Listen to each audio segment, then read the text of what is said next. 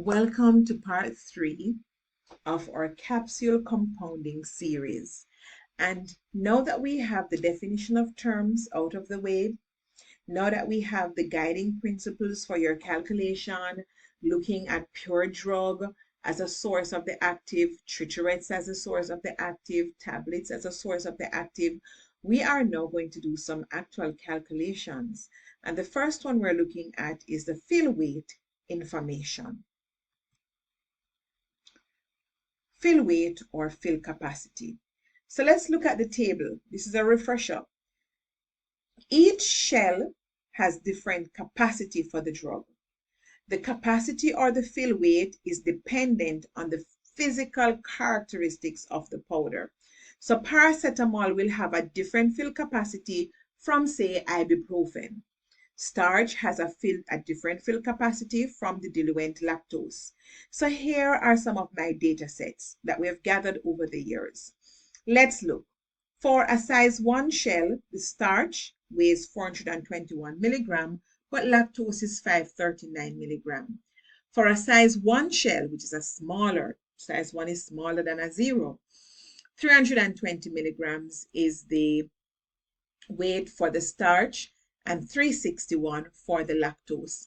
And a size 3, which is even smaller of the lot, the smallest, 204 milligrams of starch fit into the size 3 and 230 milligrams for the lactose. Now the powder, let's look at two active ingredients, pilocarpine and sodium bicarbonate. For the size 0, 456 fill the shell. But hey, look at sodium bicarbonate, almost twice that amount. 862 milligram fill the same space. Size 1, 339 milligram of pilocarpine fills the size 1 shell, but look at the sodium bicarbonate, 637 fill the same space. And let's look at the size 3, 197 milligram of pilocarpine fill a size 3 shell. But for the sodium bicarbonate is 381. So we have clearly demonstrated that depending on the powder and its physical characteristics, then the fill capacity will vary. And that is why whenever you're doing capsule calculation, the density of the powder is necessary or the fill information. Let's look at the tablets as a source of drug. Apobaclofen 20 milligram. The weight per tablet is 403 milligram, because remember I told you that tablets come with other excipients in the matrix. So if I am to subtract 20 milligram from 403, I'm left with 383 milligram of excipient, but only 20 milligram of active ingredient is in the tablet matrix. Let's look at captopril. 50 milligram captopril means 50 milligram of the drug captopril. But when I put one of the pill on the analytical balance and weight, the weight of the pill is 190 milligram. Why? Because again, other non-drug agents makes up tablet. And so 140 milligram is allocated to the excipients that helps the tablet to be made into a tablet. Let's look at apaterbinafine. 250 milligram. Here, the weight of each pill is 389 milligrams. So 389 minus 250 milligram means 139 milligram in the tablet matrix is the non-drug component, what we call excipients. But let's look now. So we have gotten some baclofen tablets, crushed it, and got some size 0 shell, size 1 shell, and size 3. And we fill the body, dust it off, put on the cap, and put it on the balance. What have we discovered? 572 milligram of the baclofen tablet powder, remember, tablets crushed into a powder form, is now 572 milligram. So in a ratio proportion calculation, you would say 20 milligrams of drug is in 572 milligram of tablet powder, based on what fills, in 403 milligram of tablet powder, right, in terms of your ratio and proportion. But when we fill the shell, 572 milligrams, is what the shell can hold, right? So if we should just fill the size 0 shell with 572 milligram of baclofen tablet powder, you can do an easy ratio and proportion to find out how much baclofen is in that 572 milligram by saying 20 milligram is to 403, so X is to 572. If you really want to find out the dose that the size 0 shell can carry. Captopril, let's look at it. 50 milligram is in 190 milligrams of tablet powder, but the shell for size 0 can hold up to 567 milligrams of the tablet powder. So again, you can use easy ratio and proportion to find out 50 milligram is to 190, X is to 567 to know how much captopril is really being carried by the size 0 shell. And you can look at this table. You do have this lecture document at your disposal to go through as you watch your video. So let's look at a sample calculation using valsartan, and these are simulated prescription, please students, right? Simulated drugs. We're just demonstrating a scenario. So here Mary Jane is to get valsartan 40 milligrams as the dose. Let's look. We apply the 40% rule, and guess what? We'll be making 2 extra capsules, which is 5 total. So it means I need 40 milligrams times 5 capsules to give me 200 milligrams. So when I look at my capsule, the body of the capsule, 40 milligram will be the drug. But the shell will not be elegantly filled. So we need to find out how much diluent will fill the remaining space. How do we do that? Easy ratio and proportion using the fill capacity information. So let's look at it. 0.2427 grams, which is 242 milligrams, of the valsartan occupies the same space as 0.2354 grams of the starch, which is 235.4 milligram. And so therefore, 200 milligram of drug to fill the 5 shells will occupy the same space as 194 milligram of starch. So what is the next logical step?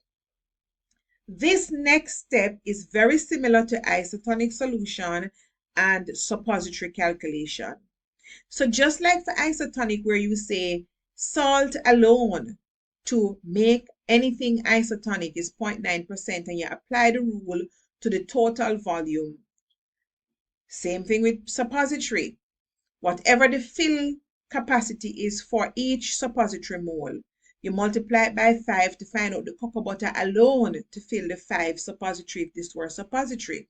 Similarly for capsule, whatever the diluent is, whether it's starch or lactose, so this step is similar to all 3 dosage forms. You'd say 235.4 milligrams is needed to fill 5 shells. Sorry, each shell. So you multiply it by 5 and we discover that 1,177 milligram will be needed to fill all 5 shells. So what do you think the next logical step is? If this is a starch alone to fill the 5 shells, and the 194 is a starch represented by the total drug for the 5 shells, we do a simple subtraction, right? We do a simple subtraction to end up with 983 milligrams of diluent. So for this prescription, we need valsartan 200 milligram for the 5 shells, starch 983 milligram. I add them together and I divide it by 5 and I find out the powder per capsule is really 237 milligram. You can feel free to round this off.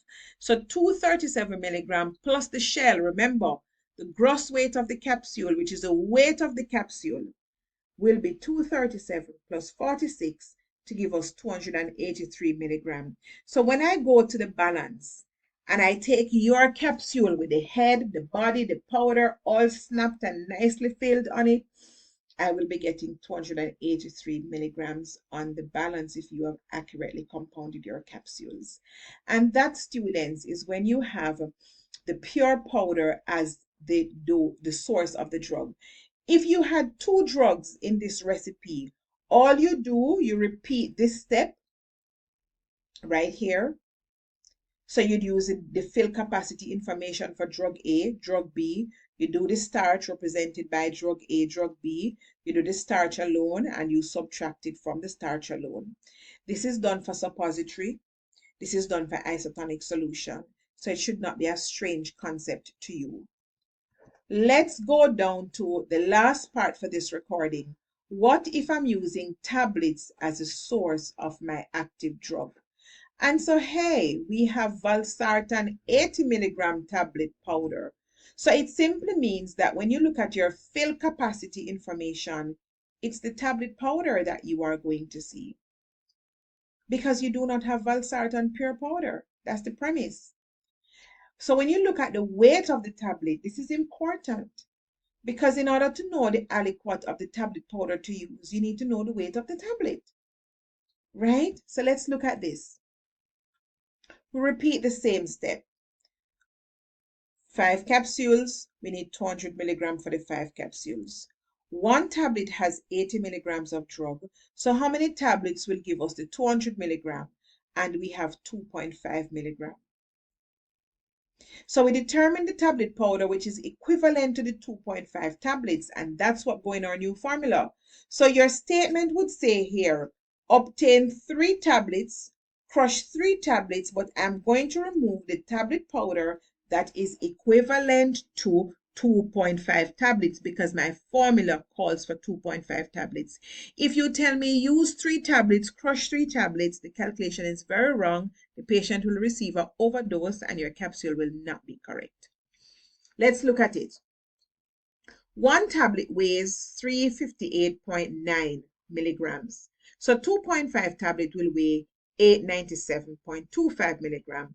So we will crush 3 tablets and weigh the powder mass that will give us 897 milligrams roughly.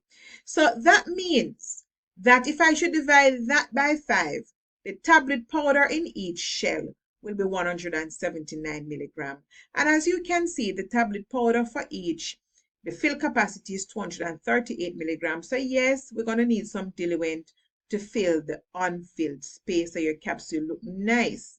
So what do we do now?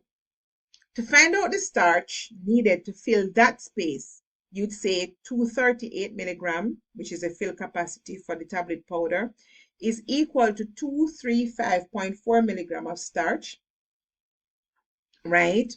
And so the tablet powder will be equivalent to 884.5 milligram of starch. This means that the valsartan tablet powder will occupy the same space as this amount of starch. So what do you think is next? Using starch alone to fill the 5 capsule was 1,177. I minus the starch represented by the tablet powder. And so as you can see here, a little tubes of diluent is needed, which is 293 milligrams. So my new formula will say valsartan 80 milligram tablet powder, 897, and really the 0.25 is negligible. Your pharmacal book tells you that's the level of error you'll accept. So if you put 897 milligram, it's not wrong, right? And this is carrying the 200 milligram that you need. And then the starch, which is 293 milligram. So it simply means the weight per capsule is 238 milligram because the total powder mass divided by the number of capsule will tell you the powder per shell plus the weight of the shell. So my capsule is 286 milligram. If you pause the recording and go back and look at the other calculation, you'll see that our answer is very similar because the space that we're occupying is really guided by the fill capacity of the powders and the capacity of the shell. And that brings us to the end. So we have walked you through making a capsule using tablet powder, tablet as a source of drug, and also using the pure powder as the active substance. Thank you for listening.